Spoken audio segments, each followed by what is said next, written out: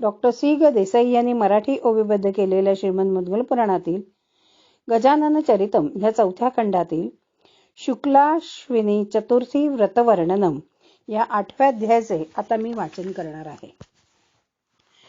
ओम श्री गणेशाय नमः.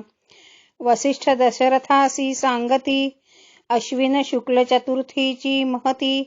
पुरातन इतिहास जो जगती सर्वार्थ साधक सर्वदायक. रैवतांतरीचा एक नृपती जगात होती ज्याची कीर्ती. धर्मधर नावे ख्याती शास्त्र पारंगताची. देव ब्राह्मण अतिथींचे पूजन पुत्रवत करी प्रजापालन.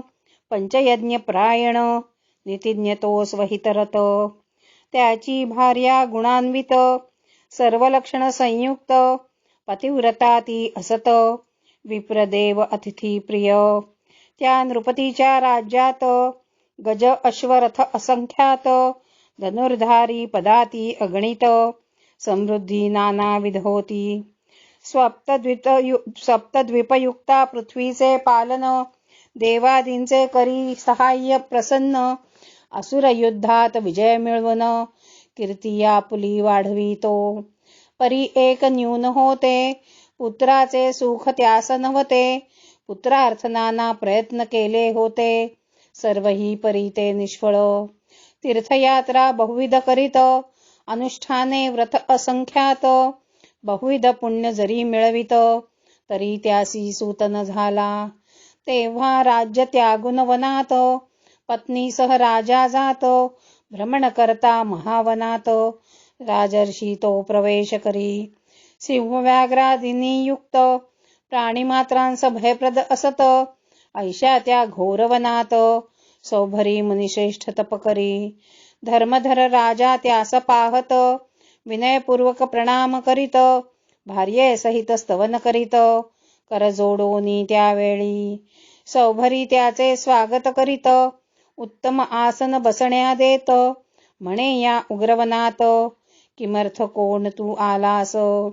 तेव्हा महिपाल त्यास सांगत कीर्तिमान नावे ही जो ख्यात. सर्व धर्मज्ञ विनीत व्यथा आपुल्या मनातली. द्रविड देशात मी वसत तेथ सार्वभौम राज्य करीत. परी दैवयोगे मज नसत पुत्र लाभाचे सुख. पुत्रार्थ बहुविध व्रते केली नाना तीर्थस्नाने झाली. परी ती सर्व व्यर्थ ठरली म्हणून त्यागिले मी राज्य. पुत्रकामनेने प्रेरित संचार करता या वनात. जाहले तुमचे दर्शन प्राप्त सर्व सिद्धिप्रद असे. तुमच्या दर्शन मात्रे सफल जन्म माता पिता धन्य परम. आता पुत्रप्राप्तीचा उपाय अभिराम सांगून कृपा करावी मजवरी. आपल्या आज्ञेत मी राहीन जैसे सांगाल तैसा वागेन. या जन्मी पाप केले नसून मजला हे दुःख का मिळाले. धर्माची भीती मनी ठेवून देवाचा आदर करून. राज्य केले मी नियम पाळून तरीही वंध्यत्व का आले. पूर्वजन्मीचे पाप असत तरी ते मज ना ज्ञात. आपण ज्ञानी पुण्यव्रत ज्ञानदृष्टी लावून पहा. आपण योगींद्र महातेजयुत साक्षात ब्रह्म मूर्तिमंत. माझे पूर्वजन्मीचे पाप ज्ञात करुणी मजसी सांगावे. वसिष्ठ दशरथास सांगती सौभरी मुनी तेव्हा म्हणती. कीर्तिमान नृपा ऐक प्रचिती तुझ्या पापाची सांप्रत. गणपप्रिय जे सांगत ते ऐकण्या नृप उत्कंठायुक्त. सौभरी म्हणती पूर्वजन्मात पाप तुझे काही नसे. अरे अधमा याच जन्मात तुझ्या राज्यी पाप घडत.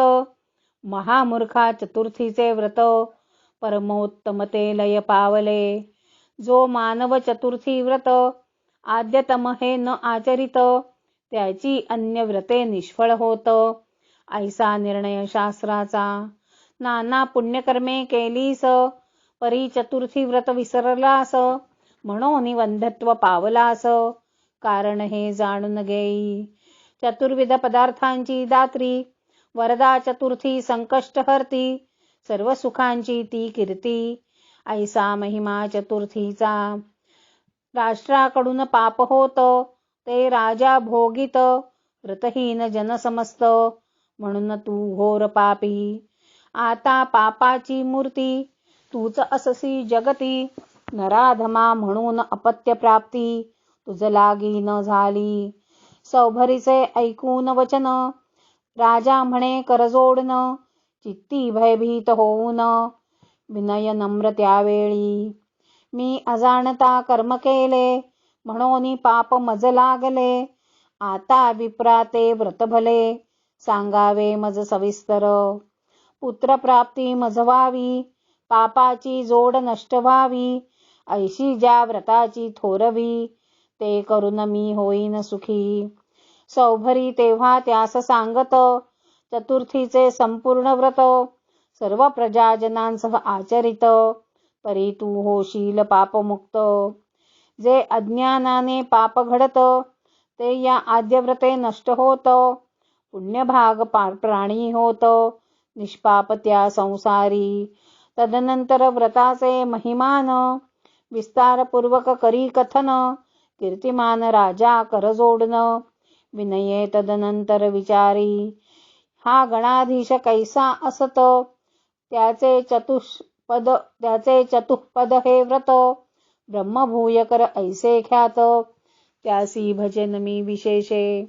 तेव्हा तो सौभरी कथित, गणानाथ महात्म्य त्याप्रत, शांती योगप्रद असत, ते तारक या भवार्णवी. सौभरी पूर्वेतिहास सांगत, म्हणे मी एकदा तप आचरित, नाना छंद परायण अत्यंत, देव भयभीत तै झाले. तपप्रभावे हा द्विजोत्तम, सर्व जिंकील उत्तमोत्तम, कोणते श्रेष्ठपद वांछितो हा विप्रोत्तम. आम्हासी हे मुळी नकळे, म्हणून सुरेंद्र पाठवित, कामदेवासी स्त्रीसहित, तपोभंग करण्या माझा त्वरित. कामदेवही त्वेषे आला, उर्वशी प्रमुख अप्सरांसहित, मधुमासासी संगे आणित, बाण मारुनी पीडा देत, मजसी तेव्हा कामदेव.